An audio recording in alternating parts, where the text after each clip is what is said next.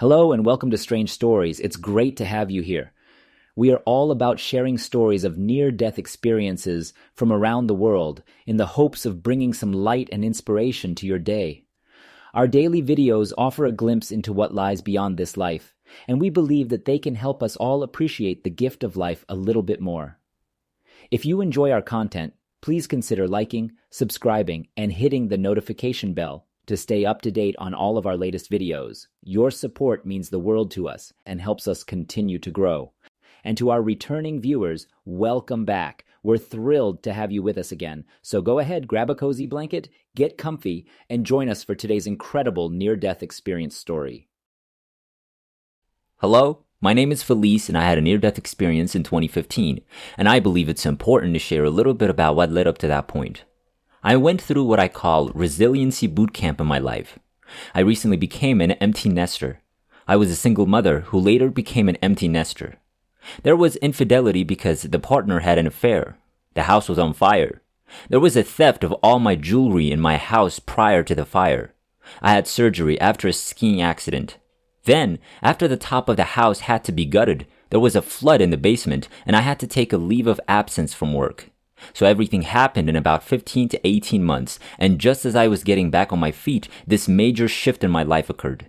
Until that point, I knew that if my experiences could help someone else, it was worth it. That kind of minimized all of the trauma that occurred at the time. I was teaching at a Montessori school and consulting for other Montessori schools and training centers. There was this pull to really use my experiences, what I had gained and learned as a result of coming out of that period. I knew she was calling, but I didn't hear her. I went about my daily life as I rediscovered myself after all of that had happened. I was leaving work on December 2nd, 2015, and I walked to the corner. My car was parked on school grounds and in lots rented by the school. As I approached the corner, the light turned red. There was a large four-way stop, and my car was catty-corner across the intersection. I looked both ways and saw that the cars had come to a halt. I proceeded to cross the street, and I'll say it was a little bumpy about 3/4 of the way across. Because it's December 2nd in the Northeast, it's getting darker earlier. It was dusk, around 4:30 p.m., and the weather was misty and rainy. It was unusually warm for that time of year. When I had the right of way, a big truck coming up from behind me came up straight, and apparently there was an oncoming car and she was trying to make the left before the oncoming car arrived. She hit me in the crosswalk while traveling at about 30 miles per hour.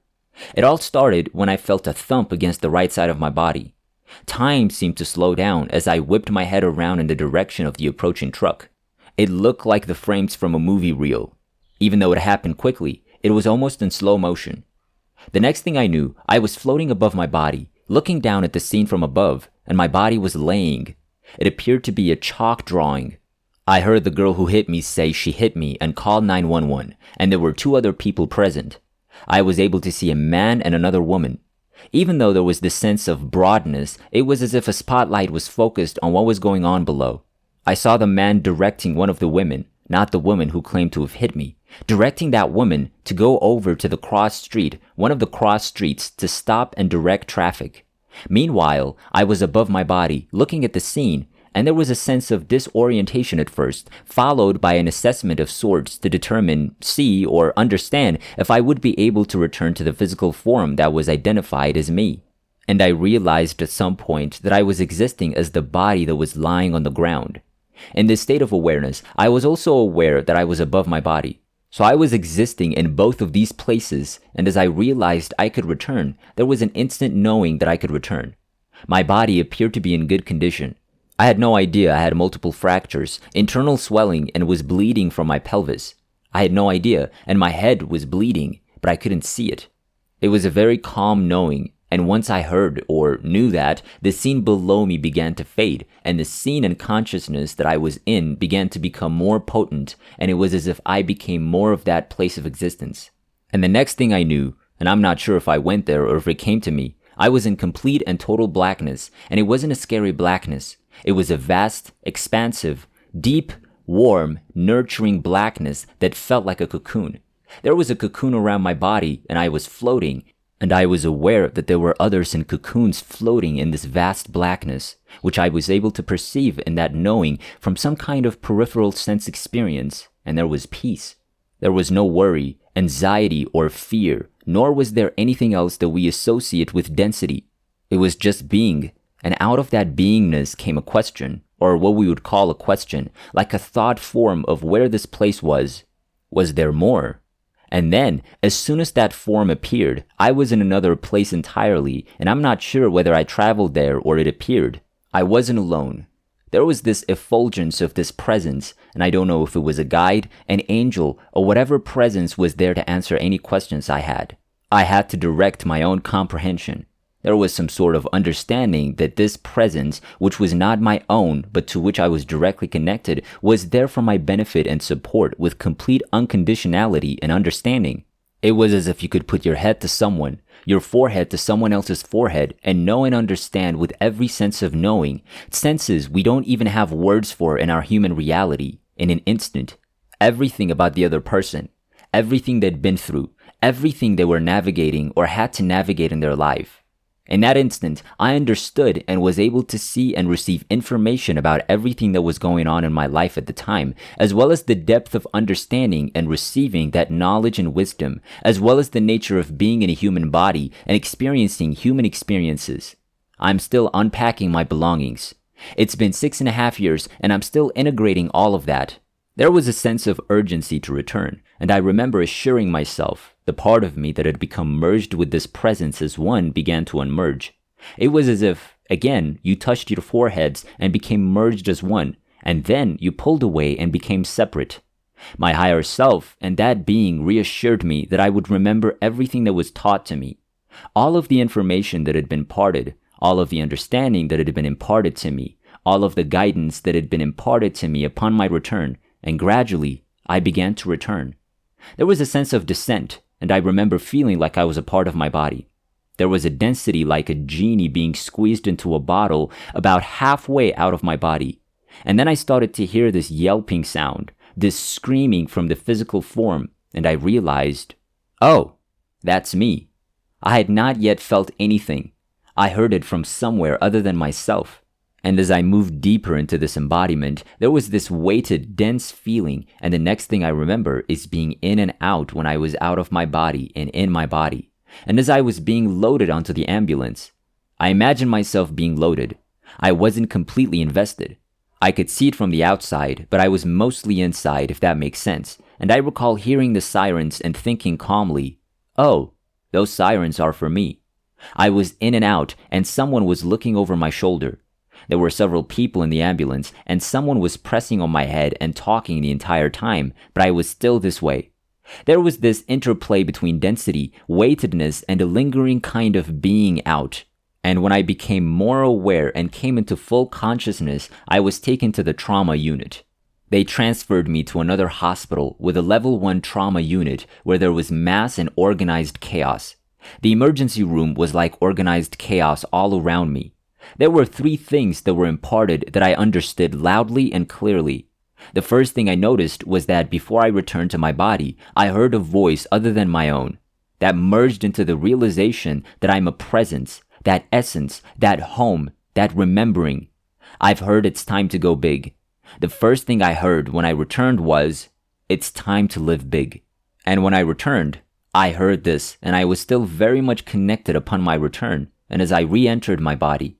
That was, I had to learn to walk and talk with a traumatic brain injury, and as I mentioned, many fractures and internal organ damage, and I heard everything was fine and the experience. The third thing is the realization and experience that we are much larger than our bodies. So what happened was that while I was gone and then returned, I learned a lot. The depth of layers of compassion and forgiveness, as well as the pillars of the all is well that were shared with me. Our compassion, love, acceptance, forgiveness, gratitude, and so on, and I understood boundaries differently as a spiritual being, having a spiritual experience and being a human being. Having a human experience and honoring so much of the time as we walk through life. Everyone is born from and with that, and whether people choose to access it or are guided to access it, it is still within all of us. and what I realized about forgiveness and compassion when I returned, as well as what I saw outside in this review of everything that had been going on in my life at the time. And what I was returning to with this broader perspective and this expansive understanding is that you can acknowledge and honor the essence of who someone truly is while also paying attention to who they are and having boundaries where boundaries are required. That boundaries do not make one less spiritual, and that was always my concern. Not fear, but seeing, acknowledging, and living from that place of namaste. However, as humans, we're capable of doing so at times at the expense of our own bodies, resulting in trauma. So I was on both ends, and I learned a lot about vibration, frequency, and different states of feeling. This seeds the law of attraction because in this expansive place where there's no ego or resistance, as soon as you think of something, as soon as this energy builds where there is a question, a wondering, or a curiosity, it is immediately met. And the purity of that place was extremely profound. And what the experience really did was put me on a spiritual path that I'd been on for many years. I studied with reverse spiritual wisdom teachers and lived in ashrams, and there was a depth of knowing and solidification of the knowing in every cell and particle of my body. This is truly who we are, and we all have access to this information. We can all have expansive states of consciousness and recall that place where everything is truly well without having a near-death experience and without having to be hit by a truck to wake us up to pay attention to our inner guidance. Because I wasn't listening to my intuition, and it took being hit by a truck to make me pay attention in a new way. And I could see how I contributed to that, which I don't think is a bad thing for us to say. So, how do I hold myself accountable for this? How can I be held accountable for my partner's affair? It's not a shaming statement like, wow, it's my fault. It's looking at, oh, I wasn't honoring myself and listening to my intuition and signs because there were things we know but pretend not to know.